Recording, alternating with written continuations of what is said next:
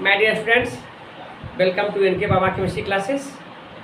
आज हम 11th का जो टॉपिक्स रखे हैं वह है इलेक्ट्रोमैग्नेटिक वेव्स, विद्युत चुंबकीय तरंगे।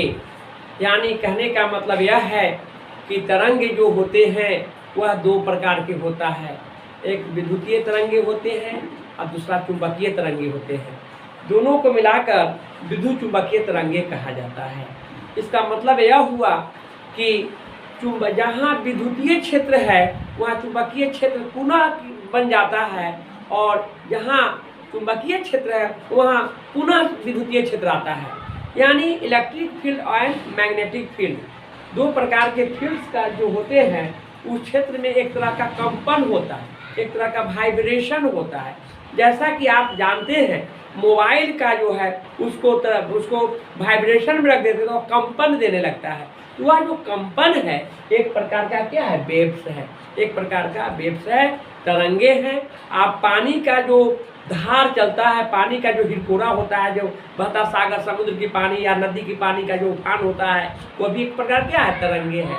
हारमोनियम है या ढोलक है या लाउड स्पीकर है, उसकी जो भी साउंड है वह भी एक प्रकार के तरंग है। लेकिन हम वैसे तरंग की बात कर रहे हैं जो प्रकाश है। प्रकाश जो है एक प्रकार के विद्युत चुंबकीय तरंगे होते हैं। तो वैसे तरंगे जो विद्युतीय एवं चुंबकीय दोनों क्षेत्रों द्वारा गमन करते हैं तो उस तरंगों को हम क्या कहते हैं, विद्युत चुंबकीय तरंगे कहते हैं। इसमें दो क्षेत्र होते हैं, टू फील्ड्स होते हैं। एक होते हैं विद्युतीय क्षेत्र इलेक्ट्रिक फील्ड, दूसरा होता है चुंबकीय क्षेत्र मैग्नेटिक फील्ड। तो यह दोनों क्षेत्रों में जो गमन करने वाले किरण होते हैं, विकिरण होता है, उसी को विद्युत चुंबकीय विकिरण कहते हैं। इसे विद्युत चुंबकीय तरंगों के नाम से भी जानते हैं। तो व्यवहारिक जीवन में इसका हर जगह यूज है। प्रकाश की किरणें या आवाज़, साउंड, ध्वनि या पानी का जो धार होता है सो, यह सब एक प्रकार का वाइब्रेशन, या मोबाइल में कंपन जो होता है वो क्या है, एक प्रकार का तरंग है। तरंग के बारे में यहाँ पर जानना है। तो आप जानेंगे, हमने बतलाया भी है कि लाइट इज इलेक्ट्रोमैग्नेटिक, तो प्रकाश एक विद्युत चुंबकीय तरंगों का उदाहरण है। विद्युत चुंबकीय तरंगों का प्रतिपादन मैक्सवेल नामक वैज्ञानिक द्वारा 1870 ईस्वी में किया गया था। उन्होंने क्या किया, विद्युत चुंबकीय तरंगों की कैरेक्टरिस्टिक्स के बारे में बताया, और उन्होंने बतलाया कि विद्युत चुंबकीय तरंगों को पांच जो है 5 कैरेक्टरिस्टिक्स होते हैं, 5 तो उसका गुण होते हैं। तो वह गुण जो है हम यहाँ पर लिखाए हैं। पहला है आयाम, जिसे एम्पलीट्यूड कहते हैं, एम्पलीट्यूड को ए से सूचित किया जाता है। दूसरा है तरंगदैर्घ्य, जिसे एम्पलीट्यूड कहते हैं, एम्पलीट्यूड को लैम्डा से सूचित करते हैं।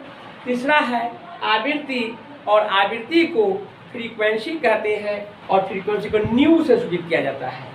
नेक्स्ट है तरंग संख्या, और तरंग संख्या जो है वह उसे न्यू बार से रिप्रेजेंट करते हैं। और लास्ट है प्रकाश की चाल, स्पीड ऑफ लाइट, जिसे सी से रिप्रेजेंट करते हैं। तो हम इसको बताना चाहेंगे कि विद्युत चुंबकीय जो तरंगे हैं वह विद्युत चुंबकीय तरंगे के दो तरह के जो क्षेत्र है वह इलेक्ट्रिक फील्ड विद्युतीय क्षेत्र और दूसरा चुंबकीय क्षेत्र, उसको हम एक ग्राफ के द्वारा समझाए हैं।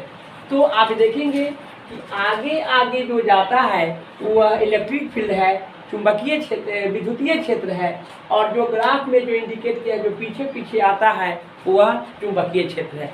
यानी दो तरह के जो फील्ड है, इलेक्ट्रिक फील्ड लीड करता है और मैग्नेटिक फील्ड लैग करता है। लैग मतलब पीछे, हमने यहाँ लिख दिया इलेक्ट्रिक फील्ड ई जो है वेक्टर क्वांटिटी है और ये आगे आगे बढ़ता है, और मैग्नेटिक फील्ड जो होते हैं उसको बी से रिप्रेजेंट किए हैं, यह वेक्टर क्वांटिटीज है, यह पीछे पीछे रहता है। पीछे अब कंपन होता है तो वह विद्युतीय चुंबकीय तरंगों के जो तरंगे जो होते हैं उसमें विद्युतीय क्षेत्र आगे आगे रहता है, इसलिए पहले उसका नाम दिया गया, और चुंबकीय क्षेत्र पीछे पीछे रहता है, जिसको हमने रिप्रेजेंट किया है। हमने ये भी कहा है कि यह 5 टाइप के जो कैरेक्टरिस्टिक्स हैं उसमें पहला है आयाम, और आयाम को ए से रिप्रेजेंट करते हैं, और इसी फील्ड को एक जो लाइनिंग है ऊर्जा है उसमें जो ग्राफ बनता है ऊपर और नीचे, यही तरंग है, ऊपर नीचे जो वाइब्रेशन होता है उसका जो ऊपर वाला जो भाग होगा उसे शीर्ष या श्रृंग कहते हैं, और नीचे का पार्ट को, नीचे जो इलेक्ट्रिक फील्ड जो होंगे वह होगा शीर्ष और श्रृंग, और जो पीछे वाला नीचे वाला भाग जो होगा वह गर्त होगा। तो लेकिन दोनों एक प्रकार का डिस्टेंस है। देखते हैं शीर्षों की ऊंचाई ऊपर की ओर एक दूरी है, या गर्तो मतलब गहराई नीचे की ओर, वो भी एक एम्पलीट्यूड को ही हमने रिप्रेजेंट किया है। दोनों एक लाइन से ऊपर या नीचा जो होगा वही उसका क्या है, वही उसका आपका श्रृंग और गर्त है। वह श्रृंग और गर्तों को ही हम आयाम कहते हैं। विद्युत चुम्बकीय तरंगों में ऊपर और नीचे आना, तरंगों का जो कंपन होना, ऊपर वाला भाग श्रृंग और नीचा वाला भाग गर्त होता है, जिसको रिप्रेजेंट किए हैं। इसको इसी तरह डिफाइन किया जाता है कि शीर्षों या श्रृंगों के ऊंचाई अथवा गर्तों की गहराई को आयाम कहते हैं। इसे स्मॉल ए और कैपिटल ए दोनों में किसी से रिप्रेजेंट किया जाता है, और इसे पिकोमीटर में बहुत इसका छोटा लेंथ होते हैं, और उसको पिकोमीटर में मापते हैं। पिको का मतलब होता है पीएम, और एक पिकोमीटर 10⁻⁻12 मीटर के बराबर होता है। सेंटीमीटर में बदलेंगे तो उसे 100 से गुना करेंगे, या 10⁻12 गुने 10⁻2, तो -12 यानी +2 है, तो 2 कैंसिल हो जाएंगे, प्लस से 10⁻10 सेंटीमीटर में आएंगे। तो इस तरह से हमने आपको आयाम के बारे में बतलाया। तो आयाम के बाद नेक्स्ट जो है वह तरंग दैर्घ्य है। तरंग दैर्घ्य वेवलेंथ, जिसको लैम्डा से सूचित करते हैं। तो तरंग दैर्घ्य होता क्या है, तो आप जानेंगे। जैसा कि हमने श्रृंग और गर्त की बात किया, तो एक लाइनिंग जो होते हैं उससे जो एनर्जी जो होता है उससे ऊपर और नीचा, ऊपर वाले भाग को श्रृंग और नीचे वाले भाग को गर्त कहते हैं। तो दो क्रमागत श्रृंगों अथवा गर्तों के बीच की जो दूरी होगा उस दूरी को तरंग दैर्घ्य कहते हैं। क्रमागत यानी लगातार, दो लगातार श्रृंगों एवं गर्तों के बीच की दूरी, अथवा दो क्रमागत श्रृंगों अथवा गर्तों के बीच की दूरी को हम क्या कहेंगे, तरंग दैर्घ्य कहते हैं। तरंग दैर्घ्य को लैम्डा से सूचित करते हैं। इसे मेजरमेंट जो करते हैं, चूंकि यह दूरी है तो इसका एसआई मात्रक मीटर होगा, सीजीएस मात्रक सेंटीमीटर होगा। लेकिन क्वेश्चन जो पूछा जाता है पिकोमीटर में, नैनोमीटर में, माइक्रोमीटर में, एंगस्ट्रॉन में, मिलीमीटर में, तो हमने यहाँ पर इन सभी बातों को यहाँ पर इंक्लूड किया है। क्योंकि यहाँ फिजिक्स में भी काफ़ी यूज है और केमिस्ट्री के न्यूमेरिकल में काफ़ी यूज है। तो पिको मीन्स पी, मीटर मतलब में एम, और इसका पिको का मतलब होता है 10⁻12 मीटर हो गया।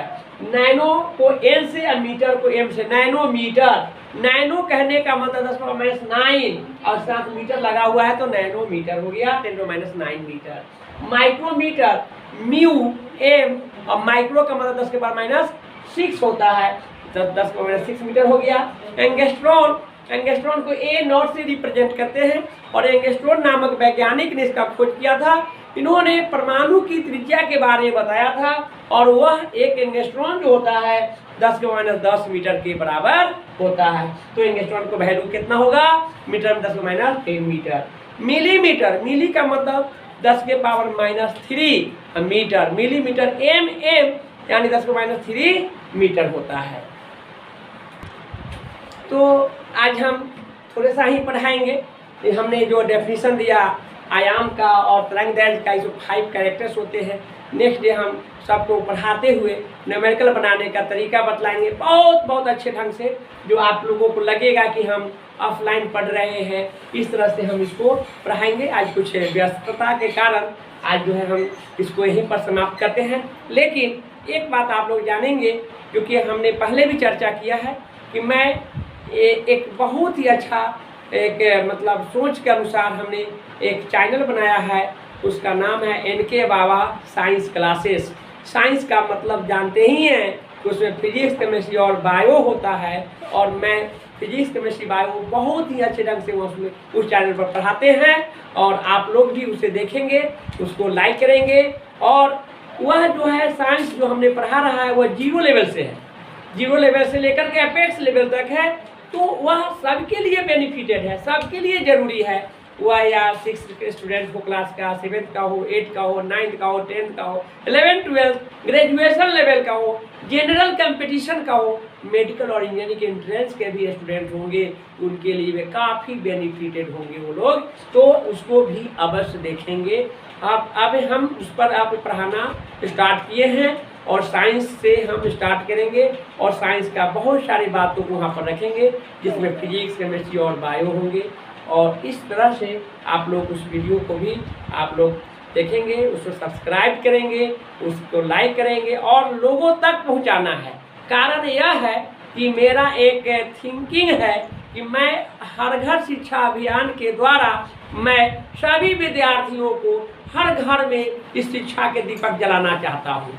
मैं बहुत पुराने समय से पढ़ा रहा हूँ, लगभग मेरा पढ़ाने का जो उम्र हो गया है, लगभग 30 साल से मैं पढ़ा रहा हूँ। अब तो कम से कम अपनी शिक्षा को हर घर में बांटे, अपने अनुभव को दें, ताकि हर विद्यार्थी इससे फायदा उठाए और अपने भविष्य को एक अच्छा बनाए, देश के निर्माण में उसका सहयोग हो। इसलिए आप लोग इस चैनल पर जरूर आएंगे और देखेंगे, सब्सक्राइब करेंगे और इसको आगे बढ़ाएंगे। थैंक यू, धन्यवाद। फिर मैं कल